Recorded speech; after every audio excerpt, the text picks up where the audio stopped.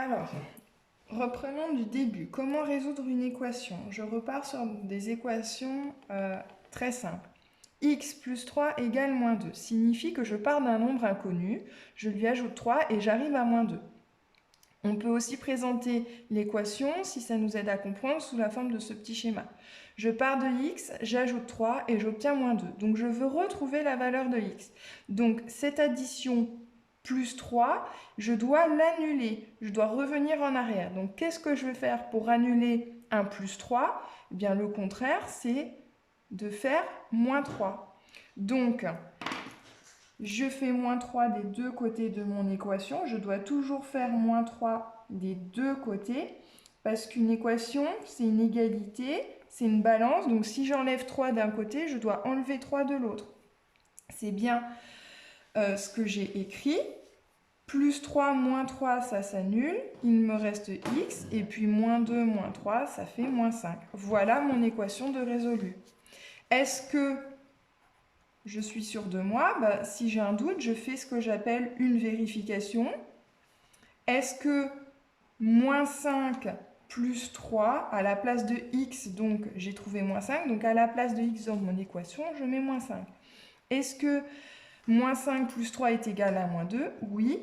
Si vous n'en êtes pas sûr, revoyez la leçon sur les nombres relatifs. Y moins 5 égale 6. Je représente ça sous forme d'un petit schéma. Je pars d'un nombre inconnu que j'ai appelé y, je lui enlève 5 et j'arrive à 6. Donc je veux remonter à y, revenir à y pour trouver sa valeur. Donc si j'avais fait moins 5, pour annuler cette opération de moins 5, je vais faire son opération contraire, c'est-à-dire plus 5. Donc j'écris bien le plus 5 des deux côtés. Y moins 5 plus 5 et de l'autre côté 6 plus 5. Moins 5 plus 5, ça s'annule, c'est ce que je voulais, il me reste y. Et 6 plus 5, 11. Je fais une vérification. À la place de y, je mets 11 moins 5. Est-ce que 11 moins 5 me donne 6? Oui. Là, on vient de résoudre deux équations qui utilisent les opérations d'addition et de soustraction. L'addition et la soustraction fonctionnent toujours ensemble quand on résout une équation. D'accord? Donc maintenant, on va passer à des équations avec des multiplications et des divisions. Addition, soustraction fonctionnent toujours ensemble. Multiplication et division fonctionnent ensemble. C'est comme ça, toujours.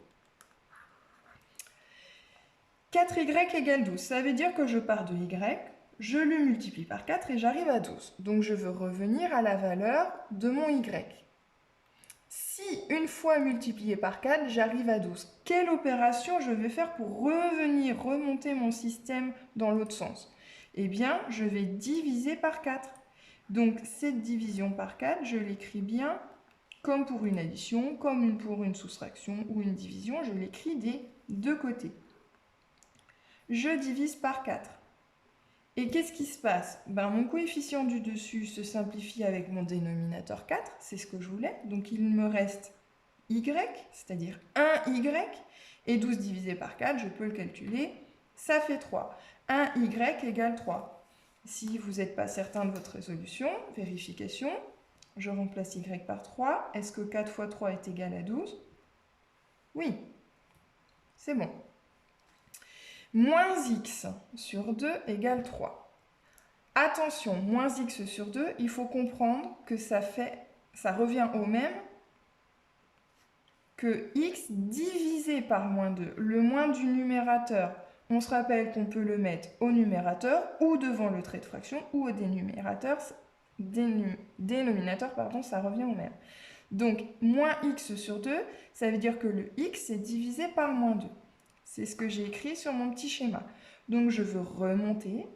Je repars de 3 pour revenir à x. L'opération contraire, c'est multiplier. Mais attention, j'avais divisé par moins 2. J'ai divisé par un nombre négatif. Donc, je multiplie par moins 2. Ça, je le fais des deux côtés de mon équation. Moins 2 se simplifie avec le dénominateur moins 2, il me reste x. Et 3 fois moins 2 égale moins 6. Vérification. Est-ce que moins 6 divisé par moins 2 me donne 3? Moins par moins sur une fraction devient plus. 6 divisé par 2 égale 3. Voilà les 4 bases qu'il faut maîtriser, qu'il faut comprendre et savoir faire de manière automatique pour pouvoir ensuite résoudre ce type d'équation. 5x moins 2 égale 3x moins 4. Dans ce genre d'équation, la toute première étape à réaliser, c'est regrouper les termes en x du même côté. Alors, à gauche ou à droite, premier membre ou second membre, ça n'a pas d'importance. Ce qui est important, c'est d'identifier les termes contenant des x. Ici, j'ai 5x et 3x. Et supprimer le plus petit. 5x, ça veut dire que mon coefficient, c'est 5. 3x, mon coefficient est 3. Où est-ce que le coefficient est le plus petit? Ben, c'est 3. D'accord? Donc, je vais supprimer le 3x. Pourquoi? Parce que ça m'évite de faire apparaître des moins dans mes coefficients et de me compliquer la tâche. Si je supprime le plus petit terme en x, ça facilite un petit peu ma résolution. Si je ne le fais pas, c'est pas faux, mais moi je vous le conseille. Donc, je veux supprimer ce terme en x. Je veux supprimer 3x. Donc, je veux enlever 3x. Enlever, c'est-à-dire soustraire. Donc, de chaque côté de mon équation, je vais soustraire 3x.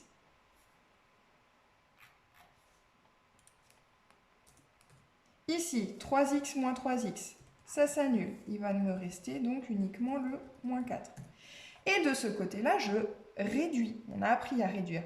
5x moins 3x, j'en ai 5 et j'en enlève 3, il me reste donc 2x moins 2.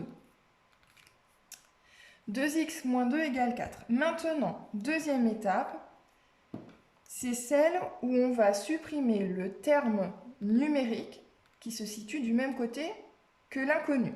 Mon inconnu est ici. Le terme numérique qui se situe du même côté, c'est lui. Moins 2.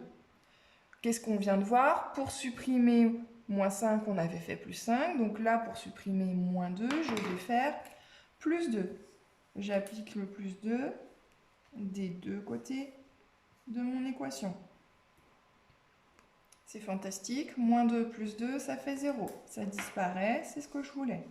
Et moins 4 plus 2, attention, moins 4 plus 2, je calcule sur des nombres relatifs. Ça fait moins 2. Et voilà, dernière étape, il ne me reste plus qu'à faire disparaître ce coefficient qui est devant le x. 2x signifie 2 fois x. Donc pour faire supprimer un coefficient fois 2, je vais diviser par 2. Tout à l'heure, on avait fait fois 4. Donc pour supprimer le fois 4, on a divisé par 4. Ben là, je divise par 2 des deux côtés. Je vois que je peux simplifier, c'est ce que je voulais. X égale moins 2 sur 2, ça fait moins 1. Vérification. Je vais vérifier mon premier membre.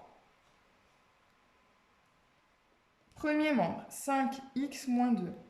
C'est-à-dire, là où il y a x, je remplace par ma solution que j'ai trouvée.